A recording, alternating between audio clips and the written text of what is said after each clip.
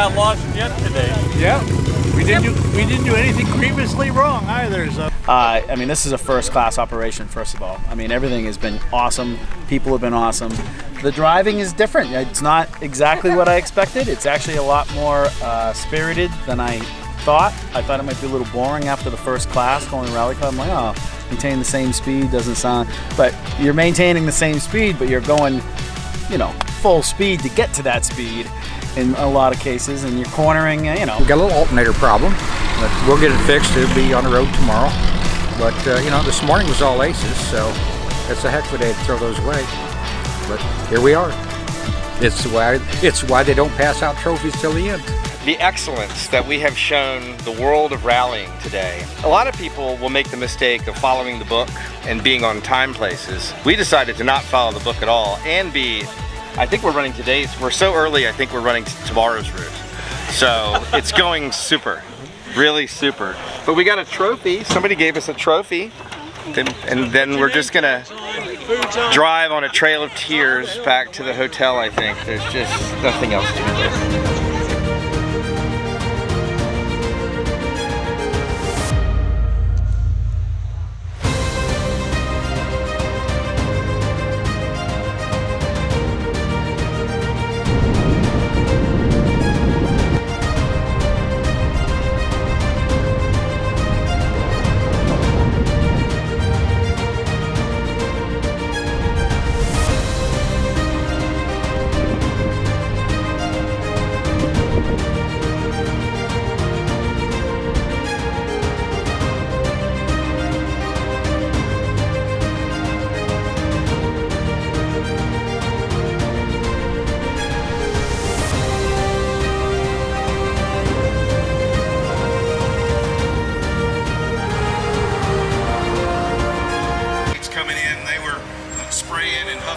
The cars were kind of dying and vapor locking left and right. It was really tough on these old cars.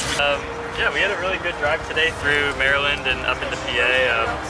We had really not a ton of issues like we had the past few days with the hills. It was nice and level, and we could Except for the transits. Except for the transits. The transits were a little rough. We were playing catch up there, but generally a pretty smooth day. Some very scenic drives and good vibes all around. A really fun day.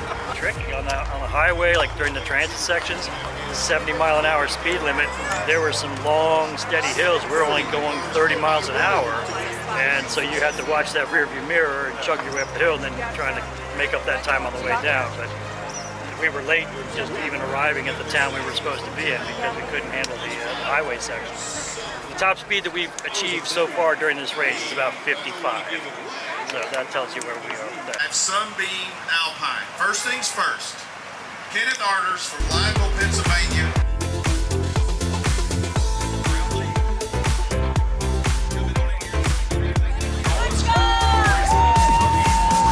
For electric cars and trucks and motorcycles, kind of put them out in front of the people. We made a few mistakes along the way. Let's put it that way. We got here in one piece.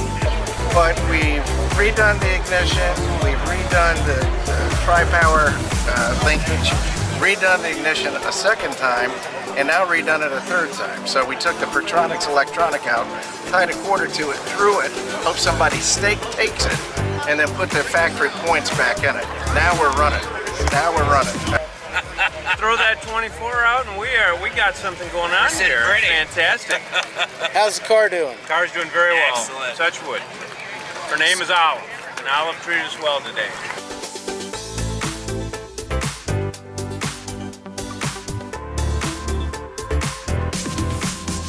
When a whole bunch of trucks full of cars show up and they start handing you keys, it's kind of my grown-up version of Christmas.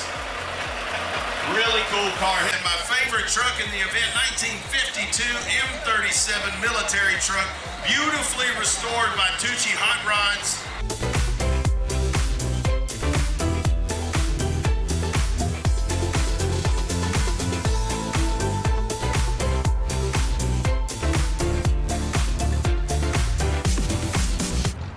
This rally race on this bike, the best way I would explain it is you take a big map of the United States and you lay it out and you see all your states, a big map, and then you get a straw and you look through the straw, and that's what it's like doing it on this bike.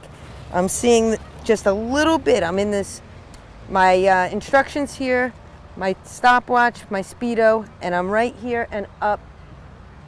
I don't get to see much. Every once in a while I'll see something like, oh, Legoland, that's fun. No, and I gotta get back into it. The instructions tell you when and where to be and where to turn. If something goes wrong, I have to do a little bit of wing it to get back on. I can't do the precise calculations that the navigator could do in a car. So, number one is riding safe. Number two is don't get lost. And then number three is staying on time. So I manage to ride safe, to not get lost, and then my time has its ups and downs. We're here at the end of stage 4 of the 2024 Hemmings Motor News Great Race presented by Coker Tire. And for the 4th consecutive day, we've had a different winner. Today's winners are Doug and Howard Sharp in their 1916 Hudson. We started the day in Frostburg, Maryland. We made our way through West Virginia, Virginia, and now we're in Pennsylvania, historic Gettysburg. We actually went through the military park on the way in here, and it's just an awesome, awesome sight.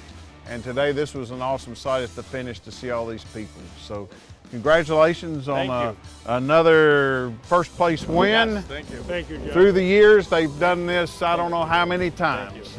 We also have a $250 gift certificate to Coker Tire for winning the day. They also get another $250 for winning their division for a total of $500.